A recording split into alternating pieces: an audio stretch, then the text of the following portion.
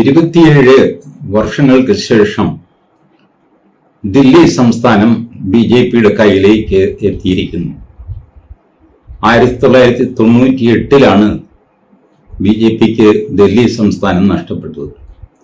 അതിനുശേഷം സഹസ്രം പയറ്റിയിട്ട് ബി.ജെ.പിക്ക് ആ സംസ്ഥാനം തിരിച്ചു പിടിക്കാൻ കഴിഞ്ഞില്ല.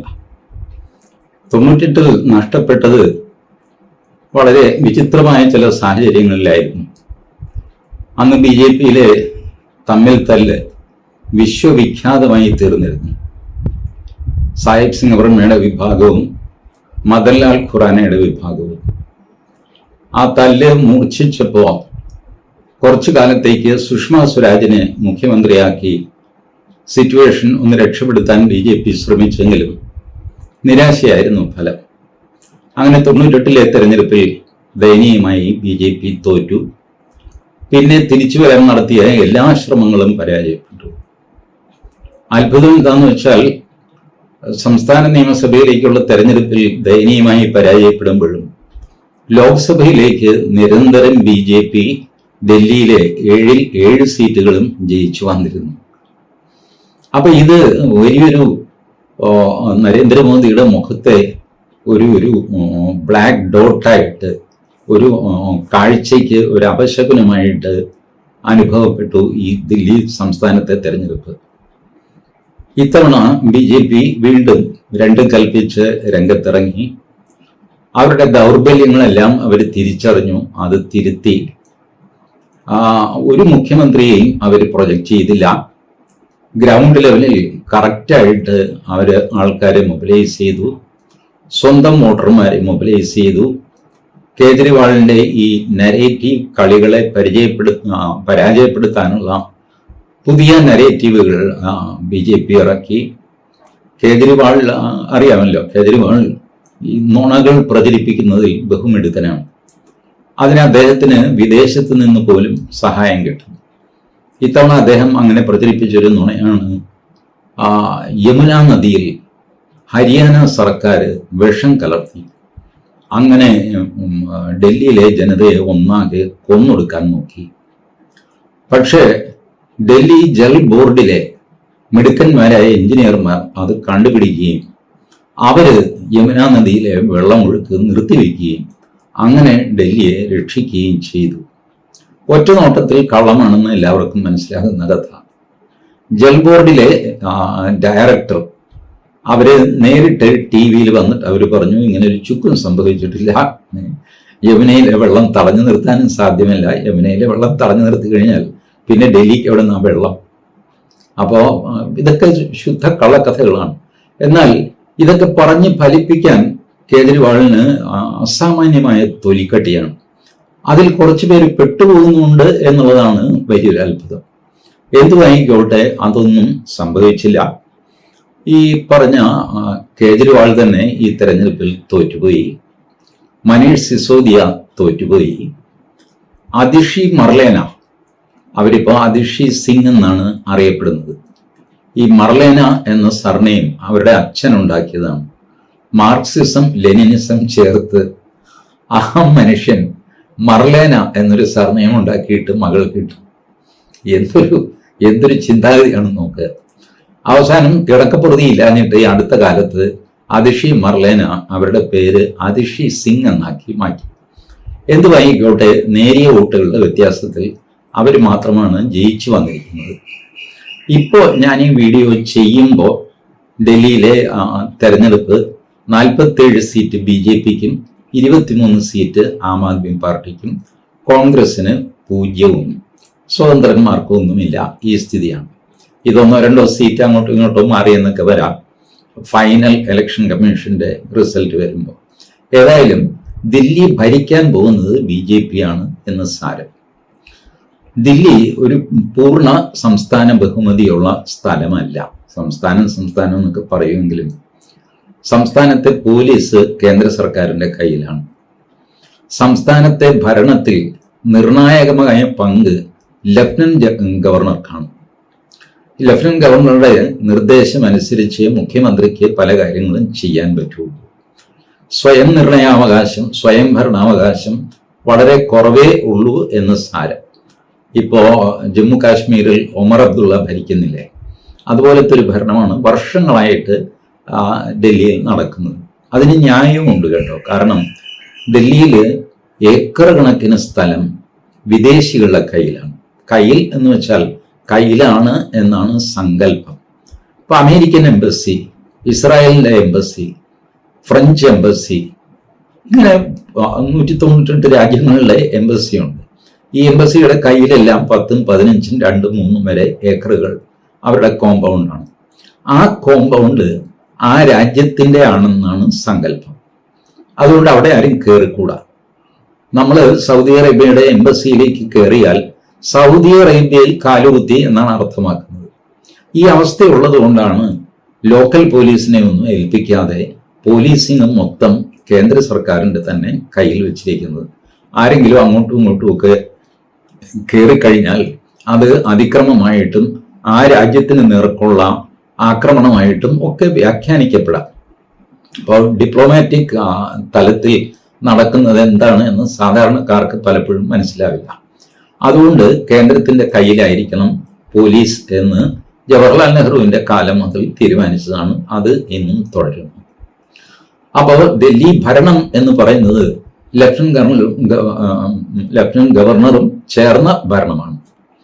അപ്പൊ ഇപ്പോ കേന്ദ്രത്തിൽ നരേന്ദ്രമോദി, ദില്ലി ലഫ്റ്റനന്റ് ഗവർണർ കേന്ദ്ര സർക്കാർ വെച്ച ഗവർണറാണ്. ഇപ്പോ സംസ്ഥാന ഭരണവും BJPയുടെ കയ്യിലാണ്. എന്നാൽ ഡൽഹി മുനിസിപ്പൽ കോർപ്പറേഷൻ, MCD എന്ന് പറയും, മുനിസിപ്പൽ കോർപ്പറേഷൻ ഓഫ് ഡൽഹി, അത് ഇപ്പോഴും ആം ആദ്മി പാർട്ടിയുടെ കയ്യിലാണ്.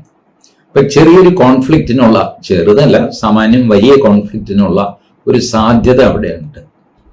ഡൽഹി ഒരേ സമയം കോർപ്പറേഷനുമാണ്, അതേസമയം സംസ്ഥാനവുമാണ്. കോർപ്പറേഷന് പുറത്തുള്ള സ്ഥലത്ത് കോൺഫ്ലിക്റ്റ് ഉണ്ടാവില്ല. പക്ഷേ കോർപ്പറേഷനായി പ്രഖ്യാപിച്ച കോർപ്പറേഷൻ അതിർത്തിക്കുള്ളിൽ കോർപ്പറേഷന്റെ ആൾക്കാരും സംസ്ഥാന ഭരണത്തിന്റെ ആൾക്കാരും തമ്മിൽ തർക്കങ്ങൾ ഉണ്ടാവാൻ എല്ലാവിധ സാധ്യതയുണ്ട്. കാരണം ആള് കേജ്രിവാളാണ്. കേജ്രിവാളിന് അന്താരാഷ്ട്ര തലത്തിൽ സപ്പോർട്ടുണ്ട്.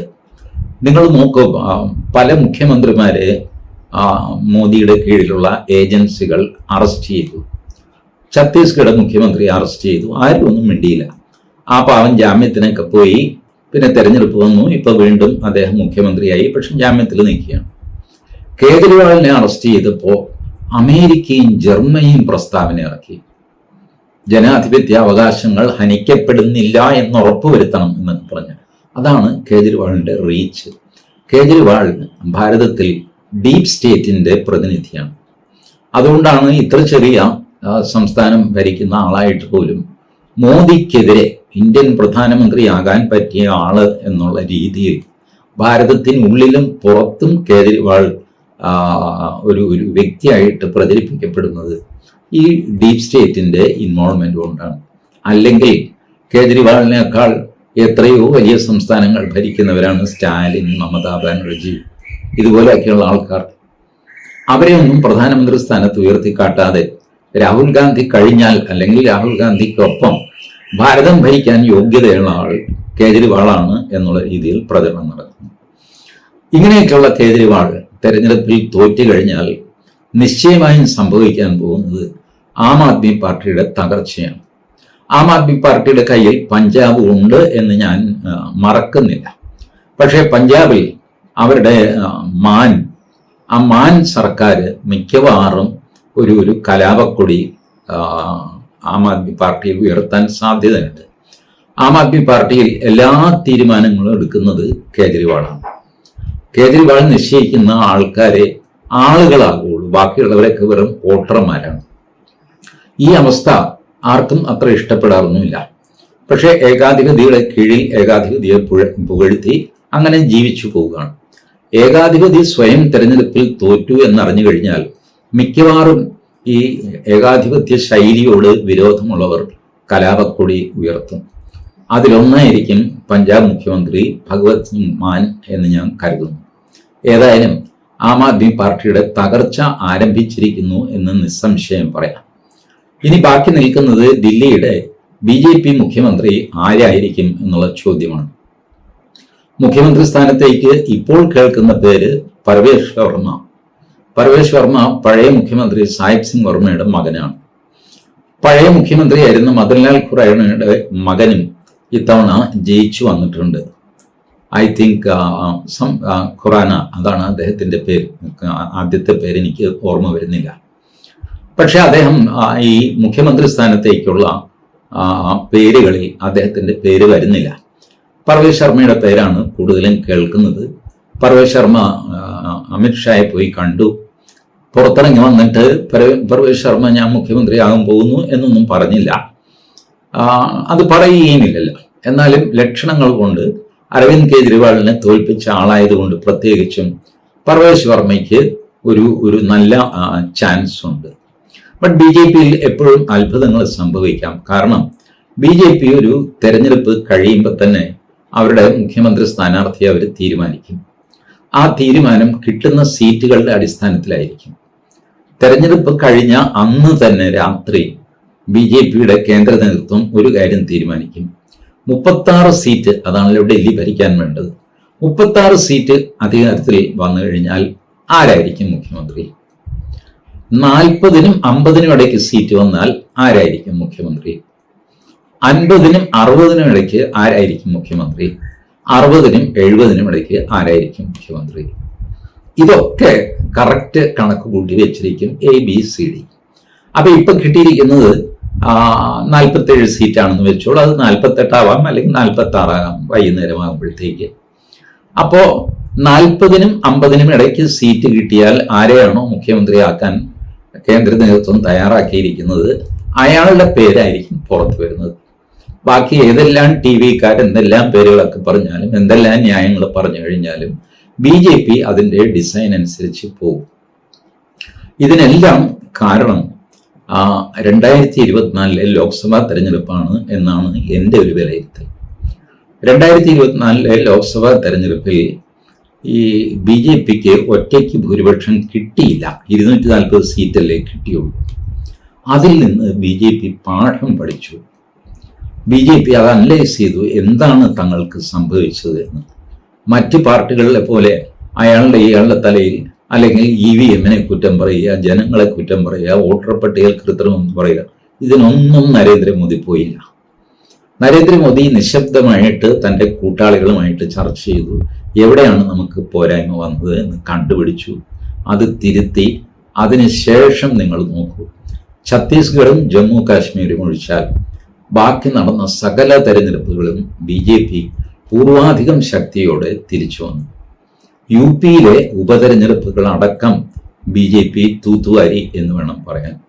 ഇങ്ങനെ പരാജയത്തിൽ നിന്ന് വിനയപൂർവ്വം പാഠം പഠിക്കുക, ജനങ്ങളുടെ മൂഡ് മനസ്സിലാക്കി അവർക്ക് എന്താണ് വേണ്ടത് എന്ന് മനസ്സിലാക്കിയിട്ട് പ്രവർത്തിക്കുക, ഇതൊക്കെ ചെയ്യുന്നത് കൊണ്ടാണ് BJPയെ വീണ്ടും വീണ്ടും വിജയം അനുഗ്രഹിക്കുന്നത്. അല്ലാതെ ഇതൊരു മാജിക്കോ അല്ലെങ്കിൽ ദൈവം വന്നിട്ട് ഡിം എന്ന് പറഞ്ഞ് നരേന്ദ്രമോദിക്ക് ഭൂരിപക്ഷം കൊടുക്കുന്നതോ അങ്ങനെയൊന്നുമല്ല. രാപകലില്ലാതെ ജനങ്ങൾക്ക് വേണ്ടി കഷ്ടപ്പെടുന്നതിന് ജനങ്ങൾ കൊടുക്കുന്ന അംഗീകാരമാണ് നരേന്ദ്രമോദിയുടെ വിജയം. അതുകൊണ്ടാണ് ഏത് സംസ്ഥാനത്ത് ആര് ജയിച്ചു കഴിഞ്ഞാലും ഇത് മോദിയുടെ വിജയം എന്ന് സംശയലേശമന്യേ എല്ലാ BJP-ക്കാരും പറയുന്നതും നാട്ടുകാർക്ക് ബോധ്യം വരുന്നതും. Thank you.